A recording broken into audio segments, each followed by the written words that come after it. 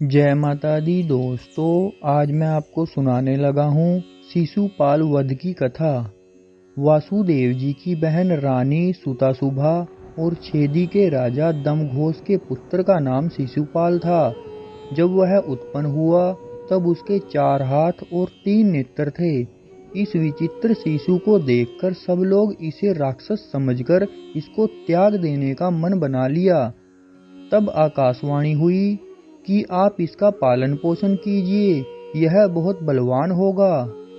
आकाशवाणी सुनकर शिशुपाल की माता ने कहा कि जिसने यह आकाशवाणी की है उससे मैं हाथ जोड़कर प्रार्थना करती हूँ कि वह यह बता दे कि इस बालक की मृत्यु किसके हाथों होगी।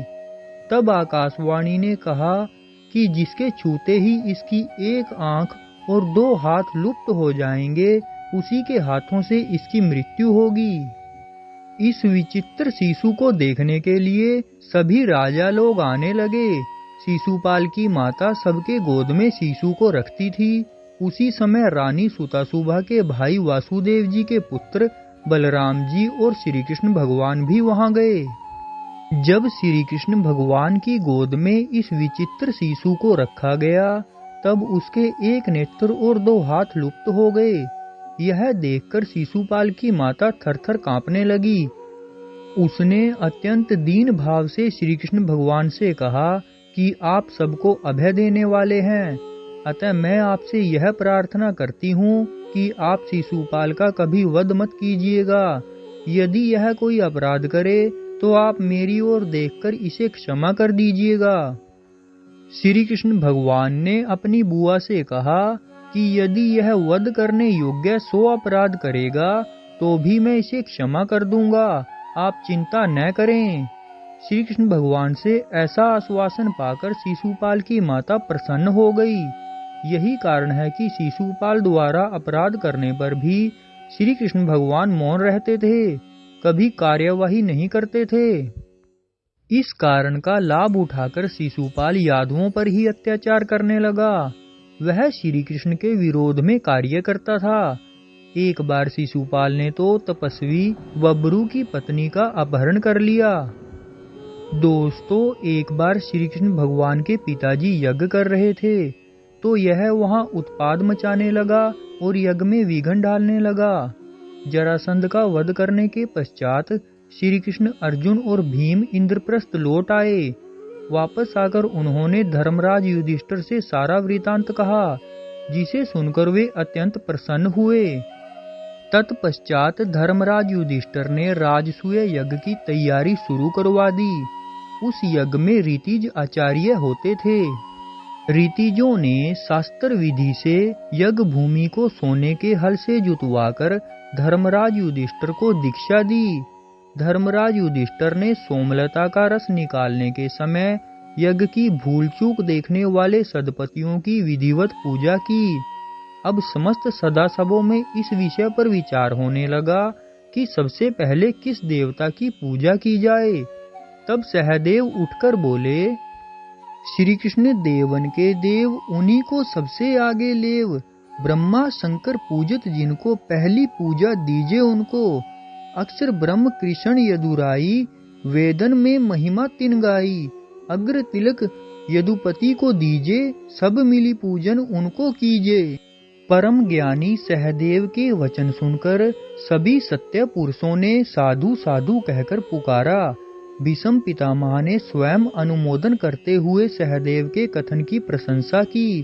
तब धर्मराज युधिष्ठिर ने शास्त्रोक्त विधि से भगवान श्री कृष्ण का पूजन आरंभ किया। चेदी राज शिशुपाल अपने आसन पर बैठा हुआ यह सब दृश्य देख रहा था। सहदेव के द्वारा प्रस्तावित तथा भीष्म के द्वारा समर्पित श्री कृष्ण की अग्र पूजा को वह सहन न कर सका और उसका हृदय क्रोध से भर उठा। वह उठकर खड़ा हो गया और बोला, हे सभासदों, मुझे ऐसा प्रतीत हो रहा है कि कालवश सभी की मति मारी गई है। क्या इस बालक सहदेव से अधिक बुद्धिमान व्यक्ति इस सभा में नहीं है, जो इस बालक की हाँ में हाँ मिलाकर अयोग्य व्यक्ति की पूजा स्वीकार कर ली गई है। क्या इस कृष्ण से आयु, बल तथा बुद्धि में कोई भी बड़ा नहीं है? बड़े बड़े त्रिकालदर्शी ऋषि महर्षि यहाँ पधारे हुए हैं। बड़े बड़े राजा महाराजा यहाँ पर उपस्थित हैं। क्या इस गाय चराने वाले ग्वाले के समान कोई और यहाँ नहीं है? क्या कौवा हविष्यान ले सकता है? क्या गीदड़ सिंह का भाग प्राप्त कर सकता है? न इसका कोई कुल है, न जाति ही इसका कोई वर्ण है। राजा ययाति के शाप के कारण राजवंशियों ने इस यदुवंश को वैसे ही बहिष्कृत कर रखा है। यह जरासंध के डर से मथुरा त्याग कर समुद्र में जा छिपा था। भला यह किस प्रकार अग्र पूजा पाने का अधिकारी है? भक्तों, यज्ञ को सफल बनाने के लिए वहां पर भारतवर्ष के समस्त बड़े बड़े ऋषि महर्षि भगवान वेदव्यास, भारद्वाज, सुनतु, गौतम, असित, वशिष्ठ, च्यवन, कंडव, मैत्रेय, कवशजित, विश्वामित्र, वामदेव, सुमति, जैमिन, क्रतु, पल, पराशर, गर्ग, वैशंपायन, अर्थवा, कश्यप, धौम्य, परशुराम, शुक्राचार्य, आसुरी, वितहोत्र, मधुद्वंदा, वीरसेन, अकृतव्रण आदि उपस्थित थे। सभी देशों के राजाधिराज भी वहां पधारे। इस प्रकार शिशुपाल जगत के स्वामी श्री कृष्ण को गाली देने लगा। उसके इन कटु वचनों की निंदा करते हुए अर्जुन और भीमसेन अनेक राजाओं के साथ उसे मारने के लिए उद्यत हो गए, किंतु श्री कृष्ण ने उन सभी को रोक दिया। श्री कृष्ण के अनेक भक्त सभा छोड़कर चले गए, क्योंकि वे श्री कृष्ण की निंदा नहीं सुन सकते थे।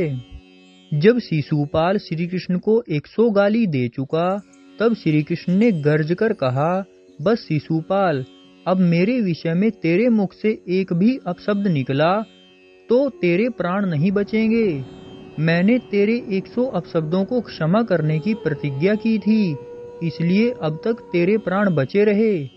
श्री कृष्ण के इन वचनों को सुनकर सभा में उपस्थित शिशुपाल के सारे समर्थक भय से थर्रा गए, किंतु शिशुपाल का विनाश समीप था।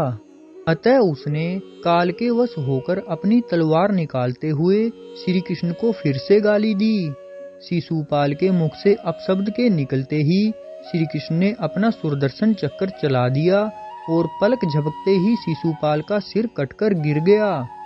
उसके शरीर से एक ज्योति निकलकर भगवान श्री कृष्ण के भीतर समा गई और वह पापी शिशुपाल, जो 3 जन्मों से भगवान से बैर भाव रखता आ रहा था, परम गति को प्राप्त हो गया।